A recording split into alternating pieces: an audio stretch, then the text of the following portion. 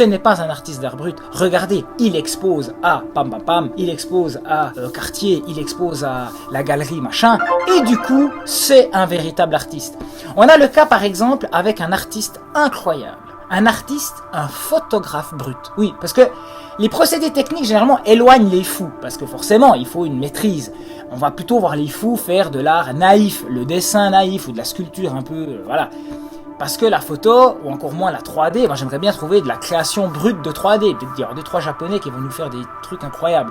Mais pour l'instant, la photographie brute, il n'y en a pas beaucoup. Eh ben il y en a un, incroyable, Miroslav Tichy, qui est un mec qui s'est trouvé vraiment à la rue, un clodo qui pendant des années a photographié des gens avec des appareils photo qu'il construisait lui-même, avec des résidus de poubelle, il trouvait voilà, des canettes de bière, des lentilles de lunettes et tout, puis il faisait des trucs incroyables, avec une poésie qui mêle en même temps voyeurisme, obsession du corps de la femme, c'est quelque chose de fondamentalement malaisant mais en même temps fantastique. Enfin, vous connaissez pas Miroslav Tichy? Bon bah alors, attends, avant que je m'étale puis que je creuse un tunnel encore plus grand, c'est parti. L'homme que vous voyez sur cette photo est Miroslav Tichy, né le 20 novembre 1926 à Kijów. Il a étudié à l'Académie des Beaux-Arts de Prague. Durant les années 1950, il imite Picasso, Cézanne, Matisse. Mais enfin, en gros, il suit les tendances cubistes et impressionnistes. C'est déjà has-been à l'époque, en 1950, mais voilà, il le fait, il est un peu paumé. Il fait ça, et tu vois dans son trait, dans ses dessins, qu'il y a quand même un truc, c'est pas net, quoi. Pendant le régime communiste, il était d'ailleurs considéré comme un artiste dissident. Il devait être une grande gueule, un peu fou, avec le coude léger sur la bouteille. En fuyant la police tchécoslovaque, il commença à vivre comme un vagabond, un clodo, un putain d'illuminé. Il fut considéré fou, et jusqu'à sa mort, il vécut une vie d'autosuffisance et de liberté, loin des standards de la société. Quand il n'était pas en prison, interné en séjour psychiatrique ou perdu dans l'alcool, Miroslav va créer. Et là, il va commencer à balancer de la punchline. J'ai trouvé ça magnifique.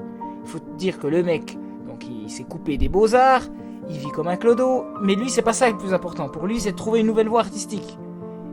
Et qu'est-ce qu'il dit? Les peintures étaient peintes, les dessins dessinés. Qu'avais-je à faire? Avec la photographie, j'ai trouvé quelque chose de nouveau, un nouveau monde. Tichy réalisa en cachette de 1960 à 1985 des milliers de photos de femmes dans sa ville natale de Kijów, avec des appareils photo artisanalement construits avec des tuyaux de carton, bidons et autres matériels, mais je vais y revenir. Donc oui les amis, des merdes un peu à la Chomo, mais encore bien plus atteint, notre Tchèque se démarque avec l'une de ses particularités, qui était de fabriquer lui-même ses objectifs et ses appareils photo à partir d'objets divers, ponçant par exemple ses lentilles d'objectif avec de la cendre de cigarette et du dentifrice. Il n'a jamais regardé dans un viseur car il n'y en avait pas. Car oui, ses objectifs ne le permettaient pas. Tout était fait à l'œil, tout était fait en mode sensibilité totale. Le boîtier était fait de planches, de bobines de fil, capsules de bière, et le tout isolé et tenu par du goudron. En plus, il n'a pas d'outils, il n'a rien. Samozřejmě, že to fungovalo. Když já něco dělám, tak to musí být přesný. Ovšem fungovalo to nepřesně, ale to bylo právě třeba to umění. Rozumíš? Já jsem dělal objektivy sám.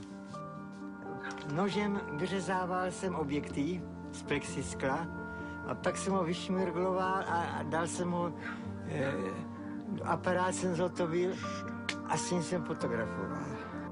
Et avec ces appareils quasi magiques, pendant 30 ans, c'est environ 100 photos par jour. D'ailleurs, la majeure partie des personnes qu'il prenait en photo, qu'il capturait, ignoraient être photographiés, car ils ne savaient pas que la parodie de l'appareil photo qu'il portait était réelle. Une autre phrase.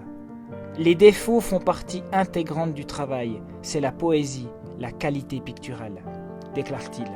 J'ai sélectionné ici des images et je tente de vous montrer l'atmosphère de sensualité, de deuil, qui se dégage de chaque image, encore renforcée par les accidents de prise de vue, le flou, le grain, les voiles et les taches au tirage. Silhouettes éloignées, mal établies, parfois presque informes sur des fragments illisibles, on dirait des images mentales, des souvenirs. on est dans le rêve.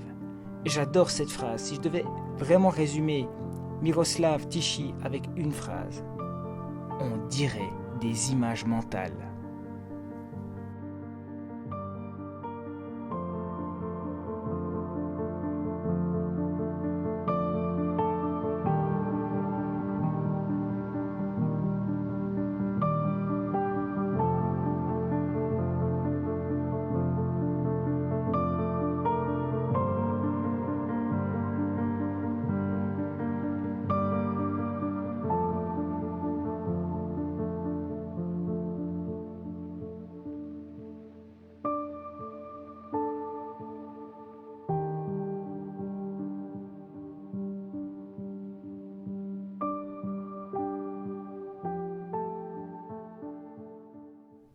Voilà, des images mentales.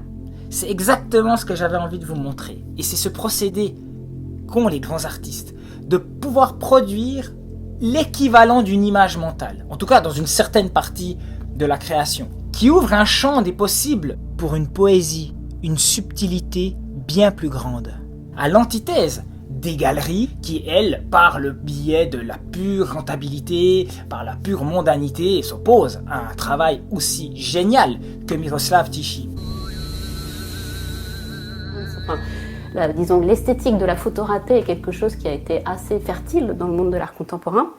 Et donc c'est à ce titre qu'il réapparaît, il est de nouveau ensuite plutôt regardé du côté du monde de l'art contemporain. Et il y a eu une exposition par exemple au musée d'art moderne au Centre Pompidou, où effectivement à partir de cette exposition au Centre Pompidou, bien effectivement de fait cet artiste n'est plus vraiment étiqueté outsider, mais plutôt du côté de l'art contemporain. En fait, l'art contemporain s'ouvre à cela.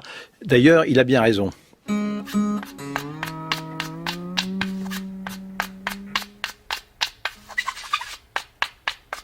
Une petite virgule d'Anna Olvec. Au Centre Pompidou.